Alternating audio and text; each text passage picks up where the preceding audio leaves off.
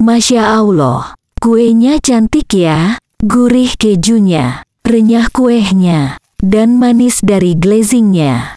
Ini wajib rebag ya sahabat. Assalamualaikum, apa kabar sahabat? Semoga sehat selalu ya. Come back to my channel. Sebelum beraktivitas baca basmalah dulu ya.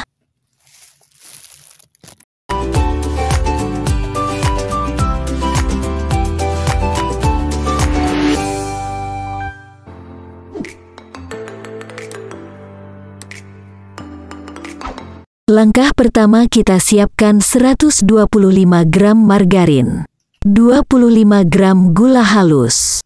Untuk gulanya saya pakai gula blender terus diayak.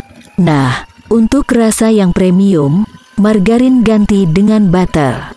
Mixer sampai warna memucat, tidak perlu over mix ya. Masukkan 2 kuning telur. Mixer sampai telur rata saja. Matikan mixer, dan masukkan 1/4 sendok teh ekstrak vanili.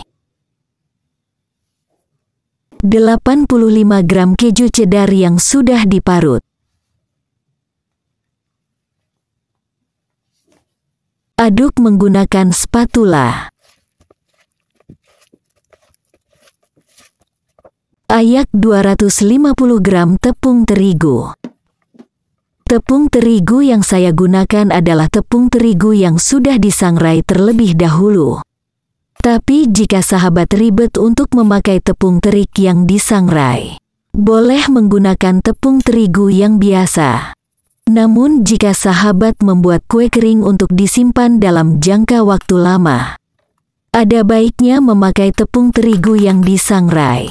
Selain lebih awet hasil kue keringnya, juga lebih renyah dati hasil kuenya. Aduk menggunakan spatula. Nah, ini adonannya kelihatan ambiar, dikarenakan memakai tepung terigu yang disangrai. Jadi teksturnya memang seperti ini. Tapi, jangan khawatir, tinggal tumpahkan di atas plastik baking yang bersih. Lalu remas-remas seperti ini, dan nanti pun adonan menyatu dengan rapi.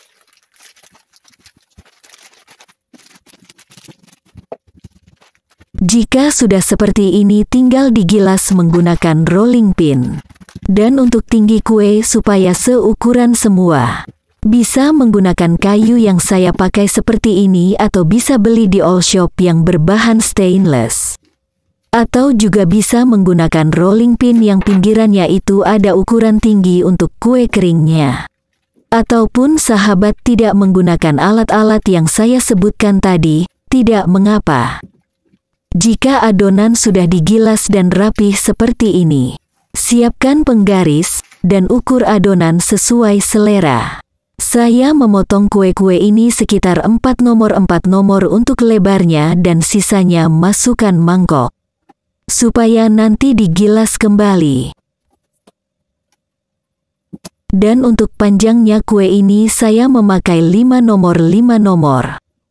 Hasil dari kue-kue ini menurut saya adalah ukuran yang pas. Namun jika sahabat menginginkan kue-kue yang lebih kecil atau yang lebih besar, silahkan sesuaikan saja ya. Potong adonan yang sudah diukur tadi dengan rapi. Bisa menggunakan pisau, cutter pizza ataupun scraper. Seperti yang saya gunakan ini. Lakukan sampai selesai. Pindahkan kue yang sudah dipotong di atas loyang, yang sudah diolesi margarin dan dialasi baking paper. Tata di loyang hingga rapi. Dan panggang di dalam oven selama 30 menit. Atau sesuaikan oven masing-masing ya. Nah, ini kuenya sudah matang. Dan biarkan kue dingin di suhu ruang. Sambil menunggu kue menjadi dingin, kita siapkan bahan untuk membuat glazingnya. Pertama-tama kita tuang 45 gram putih telur ke dalam mangkok. Lalu mixer putih telur sampai berbusa. Nah, jika sudah seperti ini, Masukkan 150 gram icing sugar. Lalu ayak. Mencampur bahan kering harus selalu diayak ya sahabat, supaya bahan kering hasilnya lebih halus dan tidak menggerindil. Masukkan setengah sendok teh perasan jeruk lemon atau jeruk nipis, dan boleh juga diganti dengan cuka ataupun cream of tartar.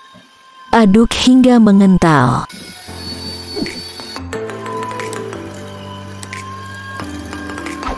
Ambil sebagian gelas untuk membuat motif.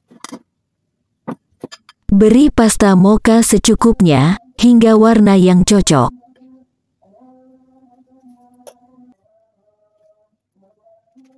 Aduk hingga tercampur rata. Jika warna sudah pas, masukkan gelas ke dalam plastik segitiga atau piping bag dan ikatkan.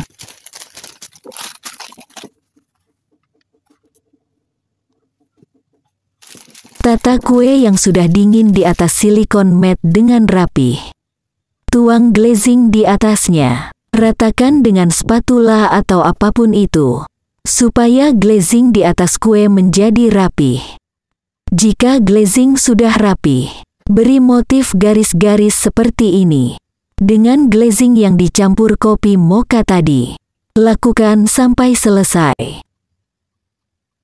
Nah, sisa glazing mocha tadi keluarkan dan beri pasta coklat atau black forest. Lakukan hal yang sama seperti tadi. Beri motif garis-garis kembali di antara garis-garis mocha.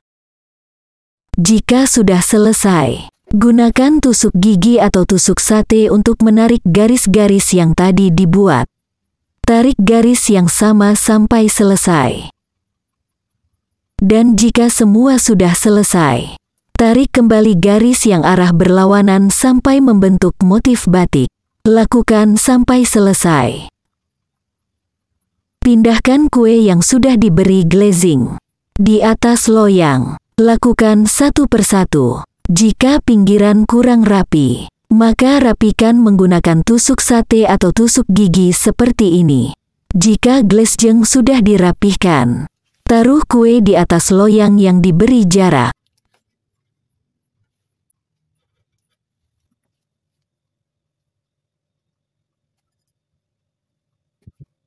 Jika loyang sudah penuh, panggang di dalam oven selama kurang lebih 30 menit, atau sampai glazing keras dan matang. Tapi jangan terlalu lama ya, nanti glazingnya berubah coklat dan tampilannya jet kurang cantik. Nah, ini hasilnya. Masya Allah, cantik bukan? Jangan lupa dicoba ya sahabat. Terima kasih sudah menonton sampai selesai. See you next video. Wassalamualaikum.